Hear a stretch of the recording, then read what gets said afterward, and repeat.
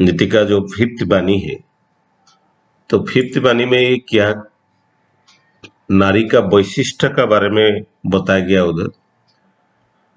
सो नारियों का जो वैशिष्ट में है, तो निष्ठा, धर्म, शुश्रूषा, सेवा, सहायता, संरक्षण, प्रेरणा और प्रजनन। ये जो अष्ट वैशिष्ट है, 8 जो वैशिष्ट है, और इसमें वो भी बोला गया कि तुम अपने इस वैशिष्ट से किसी एक का भी त्याग ना करो। इसी खोने पर तुम लोग का और बचा ही क्या।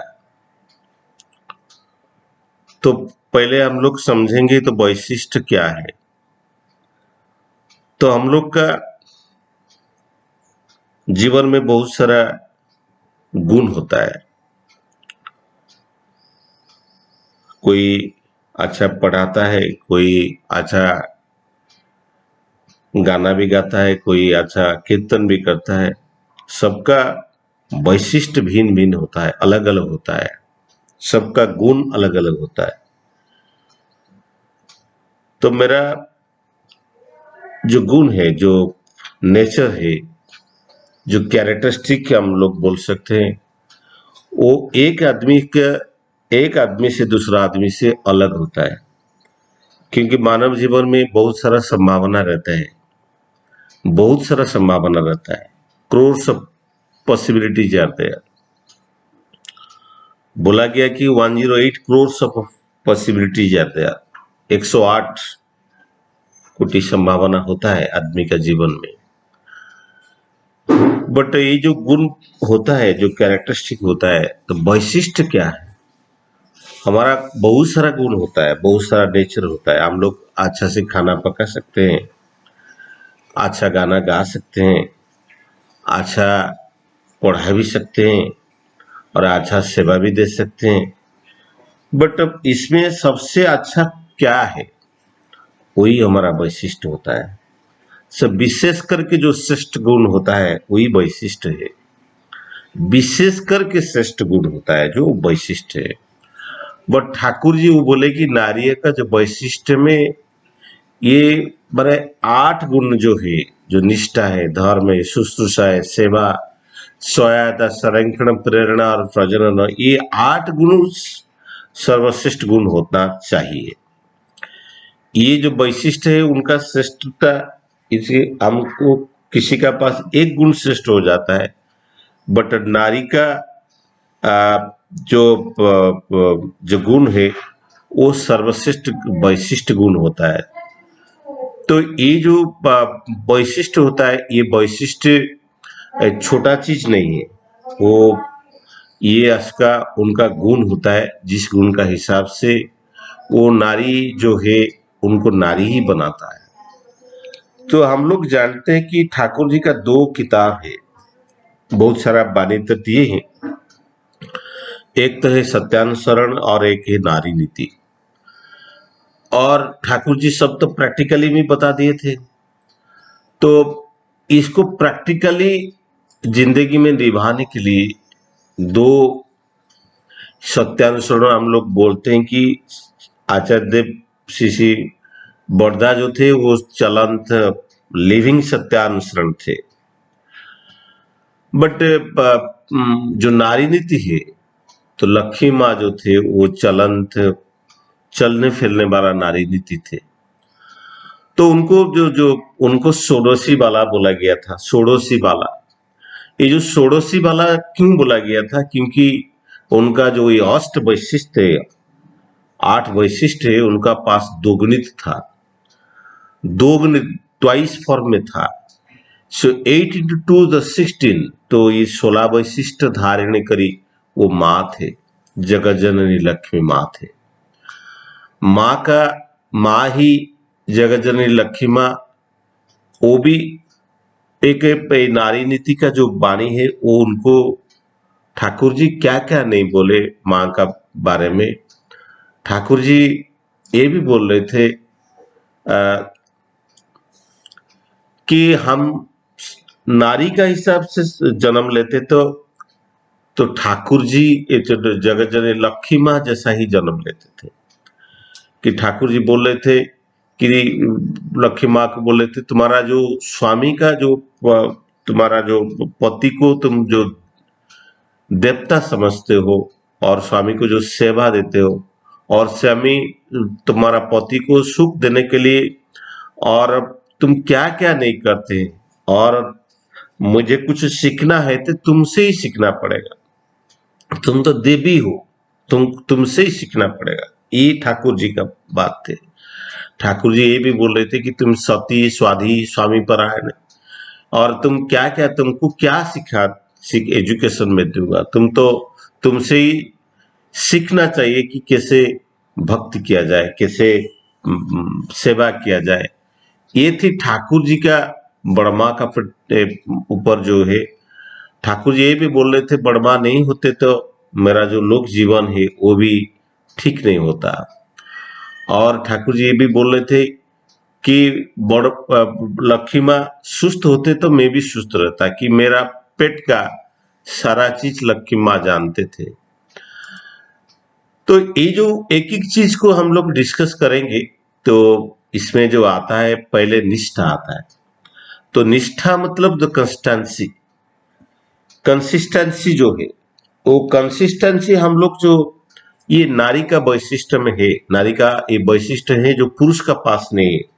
तो इसी के पास, नारी का पास है, इसीलिए हम लोग आज बहुत सारा कंपनी में सीईओ बना दिए गए हैं, बहुत सारा जॉब में सीनियर पोजीशन में नारी लोग को बैठा दिए हैं, क्योंकि उनका पास ये सब गुण है, कंसिस्टेंसी है, काम का निष्ठा रहता है।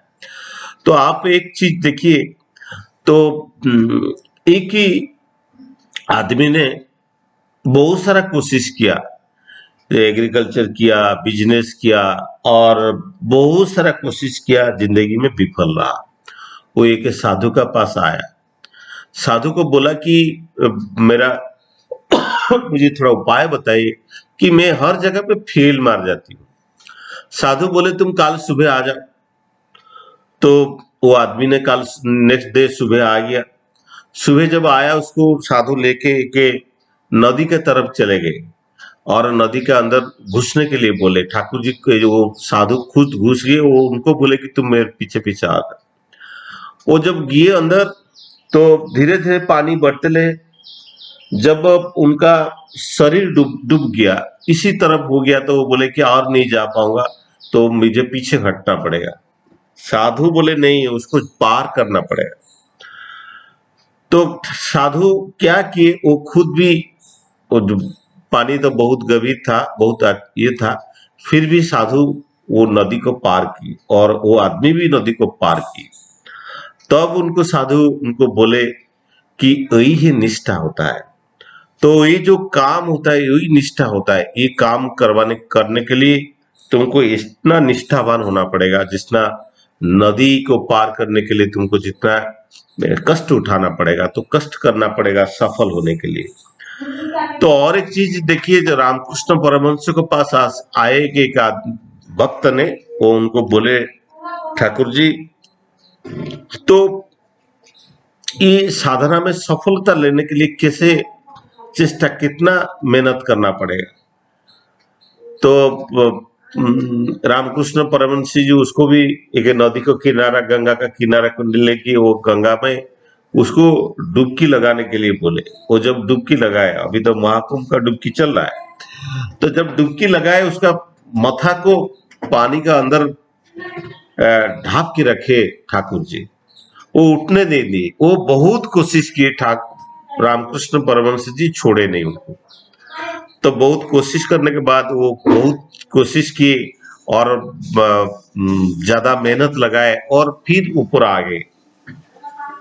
रामकृष्ण परमहंस जी बोले कि जिंदा रहने के लिए ऑक्सीजन जरूरत होता है, तुम जितना कोशिश करके तुम फिर ऊपर आए, तो हमेशा इतना कोशिश करना चाहिए, वही तो कंसिस्टेंसी, कोशिश करना चाहिए।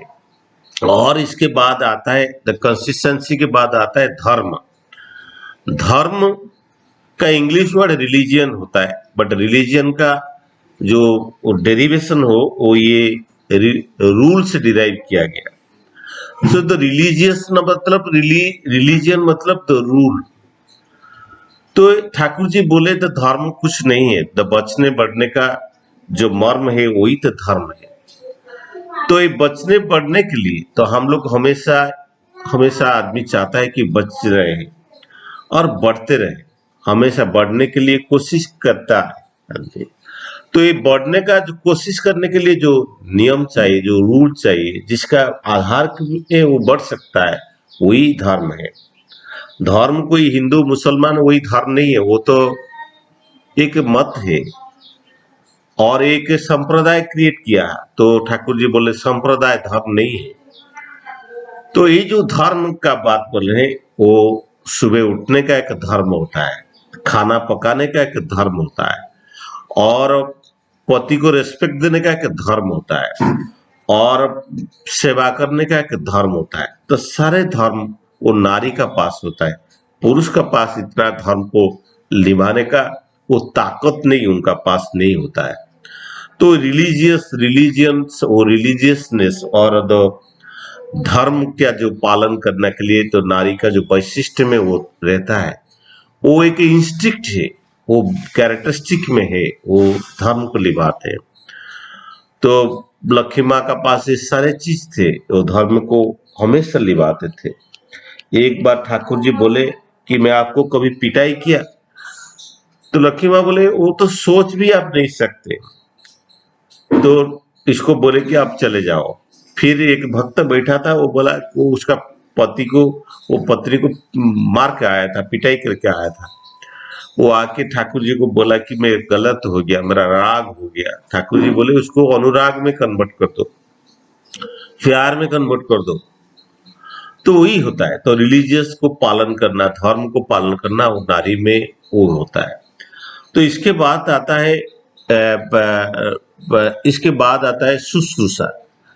धर्म के बाद जो शुश्रूषा आता है, तो जब हम लोग बीमार पड़ते हैं, उनको जो सेवा दिया जाता है उसको शुश्रूषा बोलते हैं।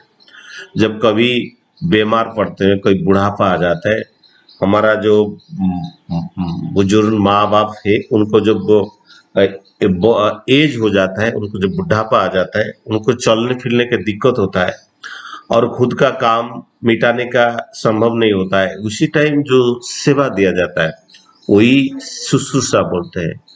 शुश्रूषा, और इसी को ही शुश्रूषा बोलते हैं। हम लोग जो करते हैं उनके पर जो कर्म, जो सेवा देते हैं, इसी का ही शुश्रूषा बोलते हैं, नरिशिंग।